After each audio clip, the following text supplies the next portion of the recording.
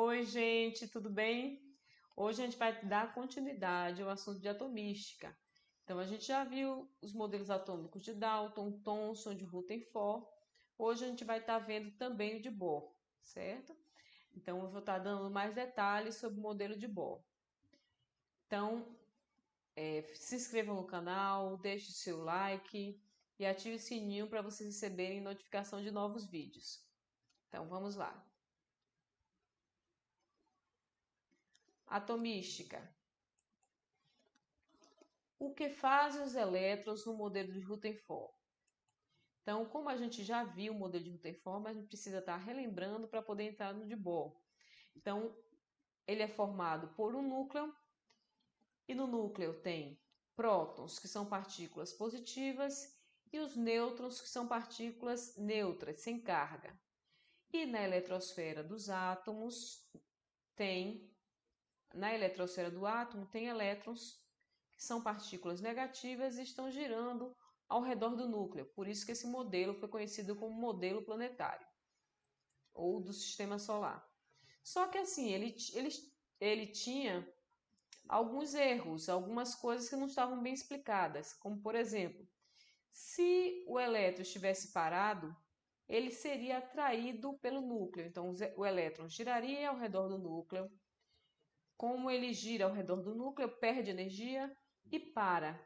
Se ele parasse, ele seria atraído pelo núcleo. Por quê? Porque os elétrons têm carga negativa e no núcleo tem cargas positivas, que são os prótons. Cargas opostas se atraem. E aí o átomo deixaria de existir, entraria em colapso, coisa que não é verdade. Outra coisa é que se ele tivesse em movimento, ele emitiria energia continuamente. E segundo a física clássica, isso não é possível. Ele ia acabar colidindo também com o núcleo e o átomo deixaria de existir. Em ambos os casos, ele entraria em colapso imediatamente. Então, os físicos da época viram falhas no modelo de Rutherford. Então, essas falhas precisavam ser corrigidas. Então, Bohr começou a pensar em várias coisas a respeito do átomo, aproveitando a ideia da física quântica, aproveitando a ideia de Max Planck, né? Aproveitando a ideia de onda na partícula com ondulatória. Ele aproveitou várias ideias de vários cientistas que tinham na época. E aí a parte de ondas, o conceito de ondas, de luz. Então, a ideia de Max Planck. Então, daí ele foi tirando várias conclusões. Uma delas foi a seguinte: um gás emite luz quando uma corrente elétrica passa através dele, porque os elétrons que compõem seus átomos primeiro absorvem energia da eletricidade e posteriormente a libera na forma de luz. Ou seja, a energia de um elétron é quantizada. A radiação, mas a radiação emitida, ela é limitada para certos comprimentos de onda. Então, um elétron em um átomo pode ter somente certas quantidades específicas de energia. Então, ele colocou agora a eletrosfera de maneira diferente, em níveis de energia. Essas conclusões de Bohr levaram àqueles fenômenos dos fogos de artifício. Vocês observam que nos fogos de artifício tem cores diferentes. Então, cada cor daquela equivale, né, é decorrente de um determinado átomo, né, de um determinado elemento. Por exemplo, a cor amarela que aparece lá nos fogos de artifício pode ser sal de sódio.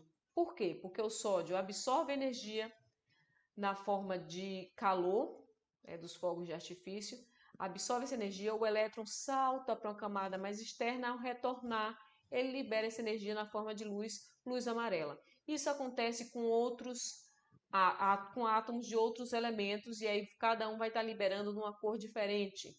Então, o modelo atômico de Bohr explica direitinho esse fenômeno dos fogos de artifício.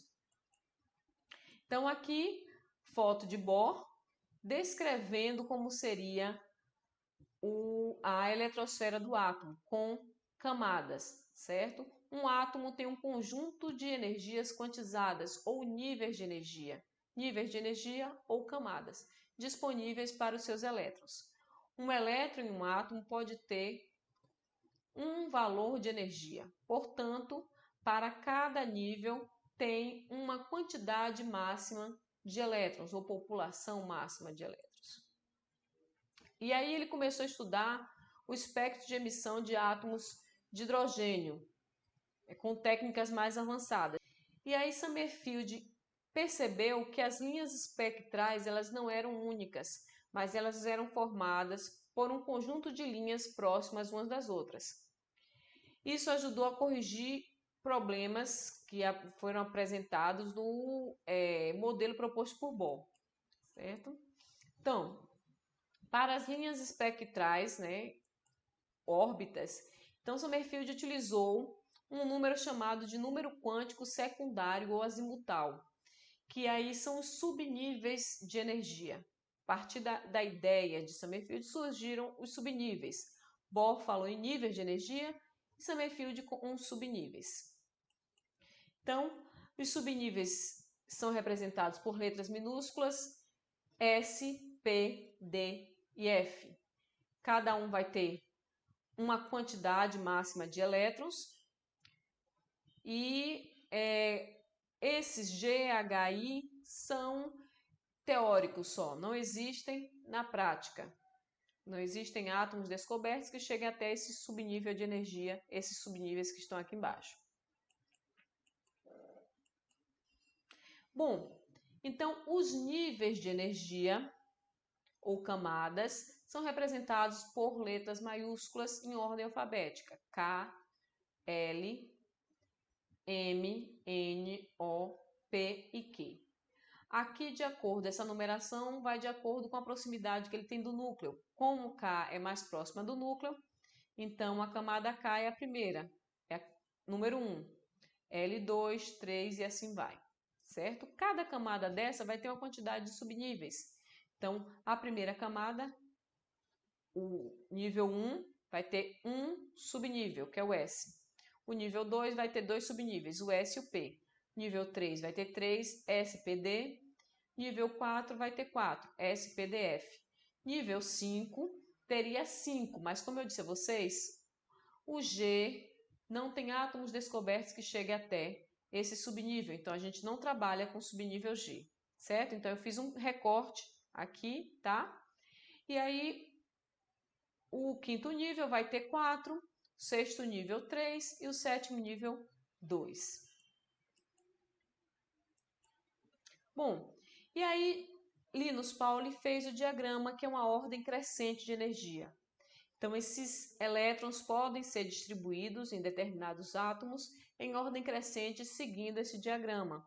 Seguindo a setinha aqui, ó, de cima para baixo, sempre assim, tá? Um S, 2S, depois vem 2P, 3S, 3P, 4S e assim vai. Isso fica uma ordem crescente de energia. Se a eletrosfera está dividida em níveis, como é que seria? Aqui seria o núcleo do átomo e os níveis começa com a camada K, que é o primeiro nível, a camada L, segundo nível, camada M e N. Cada camada dessa vai ter uma quantidade de subníveis. Camada K só tem um subnível, L tem 2, 3, M tem 3, N tem 4, certo? E aí é como se fosse, gente, uma cebola, né? Então a gente costuma dar esse exemplo para que vocês entendam melhor. A cebola tem as suas camadas e ainda a gente pegando uma camada daquela, se a gente observar, a gente consegue ainda tirar uma pelezinha, uma camadinha. Então o átomo ele é formado por níveis, que são as camadas, e subníveis, que seriam essas camadinhas dentro de cada uma dessas camadas, ok? Então, os subníveis, como eu falei a vocês, SPDF. Dentro desses subníveis vão ter orbitais. O que seria orbital? É a região de maior probabilidade de se encontrar o elétron. Então, se eu tiver que procurar o elétron no átomo, eu vou procurar dentro do orbital. tá? E os orbitais aqui a gente vai estar representando por quadrados, certo? São esses quadradinhos aqui. O subnível S vai ter somente um orbital. O subnível P tem 3 quadrados, 3 orbitais, estão vendo? D tem 5 orbitais e F tem 7. E o que são essas setinhas dentro do orbital? Elas estão representando os elétrons. Então, antes acreditava-se que os elétrons, que só podia ter um elétron no orbital. Por quê? Porque os elétrons têm carga negativa. Então, se eu coloco duas partículas próximas de mesma carga, elas se repelem. E aí teria somente um elétron dentro do orbital.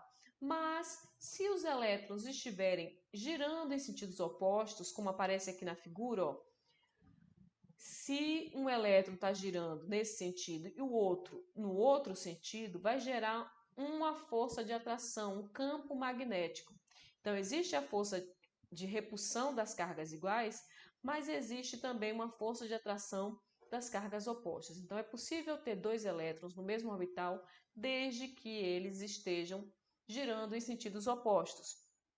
Como a gente pode ver aqui, ó, a gente representa com setinha, uma setinha para cima, outra para baixo. Essas setinhas nós chamamos de spins. Desde que esteja com spins opostos, é possível ter 2 elétrons no mesmo orbital, tá? Ou é isso. 2 elétrons no mesmo orbital. Então, o subnível S só tem um orbital, então vai ter um número máximo de 2 elétrons. O subnível P, como tem 3 orbitais, 3 vezes 2, 6. D tem 5 orbitais, então 5 vezes 2 dá 10. E F tem 7 orbitais, 7 vezes 2 dá 14. Então, esse é o número máximo de elétrons que pode ter em cada um desses subníveis. Então, a gente vai observar aqui, através desse diagrama de Linus-Pauling, a gente pode fazer a distribuição desses elétrons. A camada K tem apenas um orbital, que é do subnível S.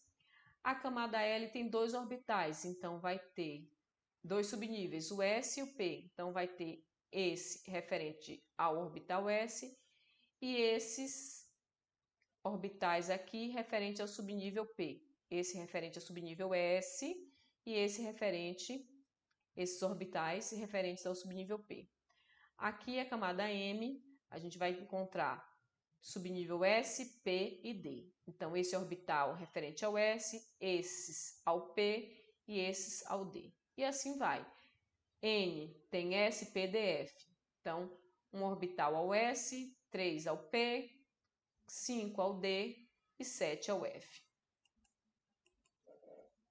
Vamos ver como é que a gente pode aplicar esse diagrama de Linus-Pauling, ok? Agora, já com os números referentes aos seus número de elétrons referentes aos seus subníveis, ok? Então, seguindo o diagrama, para a gente fazer a distribuição do ferro, que tem número atômico 26, então se tem 26, que é o número atômico dele, ele vai ter 26 elétrons também. Então, vamos fazer a distribuição dele, dos elétrons nas camadas, o nível de energia e nos subníveis. Então, vem primeiro um S, depois 2S, 2P, 3S e assim vai. Então, vamos ver aqui. Um S, o subnível S tem 2 orbitais, ou tem 2 elétrons no máximo, tem um orbital com 2 elétrons no máximo. Então, 1S2, 2S2, 2P6, 3S2, 3P6, 3D6, né, 4S2. Isso aqui é em ordem de camada. Mas o diagrama de Linus-Pauling ele coloca em ordem crescente de energia. Na ordem crescente, o que acontece? O S vem primeiro, o 4S vem primeiro que o 3D. Por quê? Porque o subnível S tem menos energia que o D. Então, ocorre essa inversão para que fique em ordem crescente de energia. Então, vai ficar 1S2, 2S2, 2P6, 3S2, 3P6, 4S2, 3D6. Por que não D10? Já que o subnível D pode ter no máximo 10 elétrons, como a gente já viu. Porque o número é 26. Então, Se eu colocasse D10 aqui, ia ficar 30. E eu só quero 26. Então, 2 com mais 2, 4, mais 6, 10, mais 2, 12, com mais 6, 18, com mais 2, 20, com mais 6, 26. Então, foi feita a distribuição dos elétrons nas camadas e subcamadas, nos níveis e subníveis. Bom, mas se for o cátion ferro 2+, esse cátion significa que ele doou 2 elétrons. Ele doa da camada mais externa. Então, toda vez que for retirar elétrons de um átomo, primeiro vai ser retirado da camada mais externa. Então, a camada mais externa é a quarta camada. Então, ele vai perder os 2 elétrons de 4s2. Então, a distribuição fica essa aqui, ó. 1s2, 2s2, 2p6, 3s2, 3p6, 3d6. Finalmente, vamos ver outras distribuições aqui para outros elementos. Então, o fósforo, que tem número atômico 15, vou distribuir seguindo o diagrama. 1s2, 2s2, 2p6, 3s2, 3p3.